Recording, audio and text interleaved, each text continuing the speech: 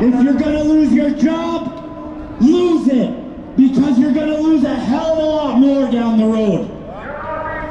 Hold the line, stand now.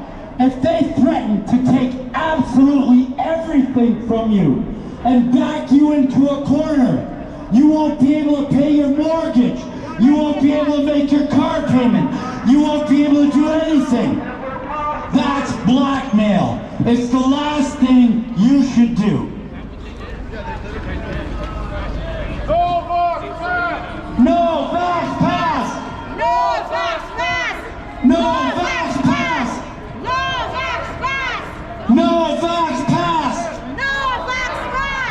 No vax pass! No vax pass! No vax pass! No segregation! No vax pass! No vax pass! No vax pass! No vax pass! All right, Canadians, I'm talking to you. Yeah, all of you over there with those satanic face coverings on. Wake up! It's all lies. If you love freedom, if you love this country, you will take those masks off. Bravo, thank you, young lady. You stand for this country. You stand, this your future. Don't listen to them. It's your future. If your parents are telling you to go along with this, don't listen to your parents. They're cowards. They're cowards.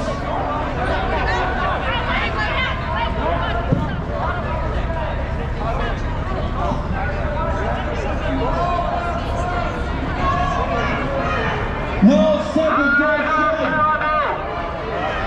No vax pass. Wake up Canada. Wake up Toronto. Wake up Toronto.